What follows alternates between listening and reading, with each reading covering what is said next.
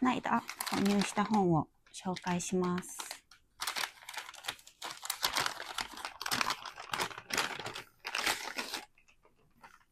まず1冊目はこちらの原田ひかさんの古本食堂です。この本はずっと気になっていた作品だったので、やっとっていう感じで購入しました。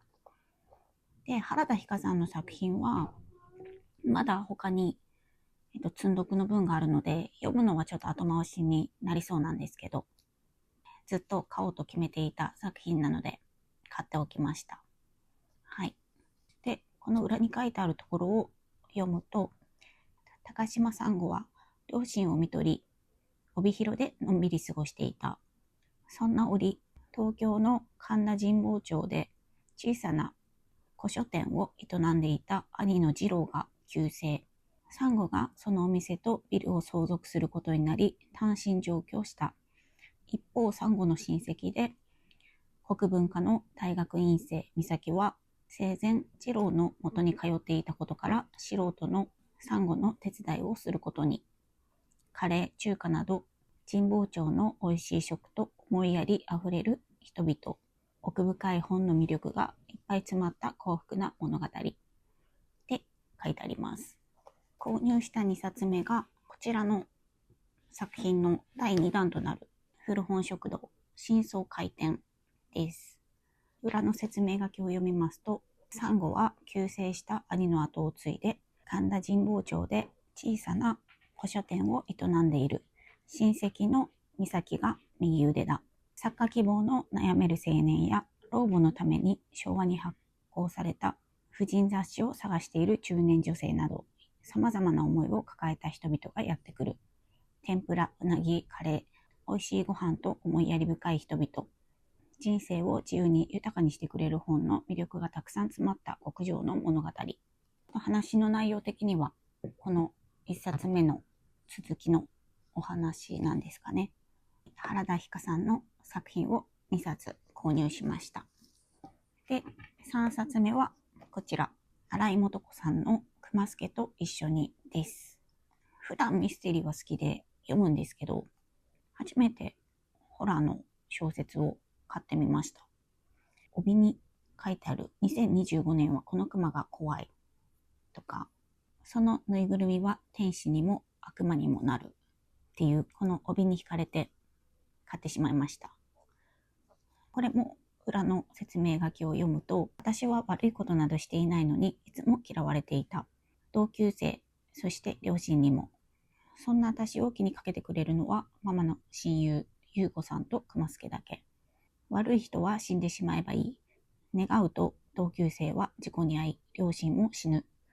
優子さんに引き取られた私は、ここで熊助が邪悪なぬいぐるみなんかじゃないかと思い始め。っていう、すごく面白そうな作品なんですけど、小説はホラーを読むのは初めてなんですけど、映画とかはホラーは好きなので、もしかしたらホラー小説にハマってしまうかもしれません。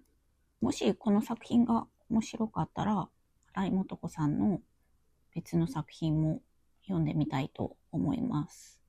ちょっとゆっくりなんですけど、積読も消費しているので、近々読んだ本の紹介動画も撮れたらいいなって思ってます。はい。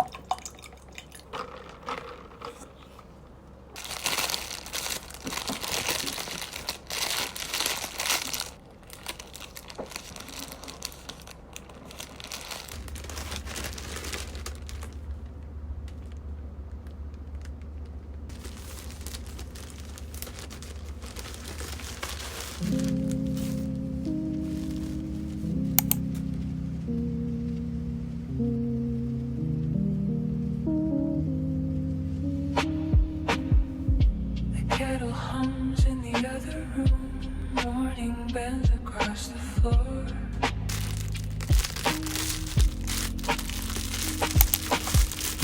Dust moves slow like tiny minutes, drifting waves into the floor. I don't chase the things we lost. Some are better left like rain, falling softly out of reach, leaving circles on the pane. And I still hear your quiet laugh in the hallway, in the dark, like a code left by the door, like a half-forgotten spark.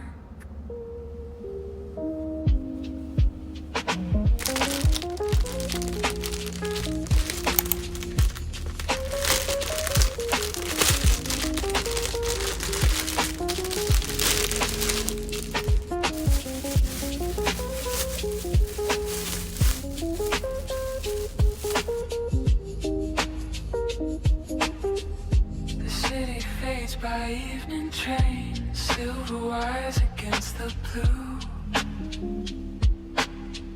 I've been learning how to stay, even when it isn't you.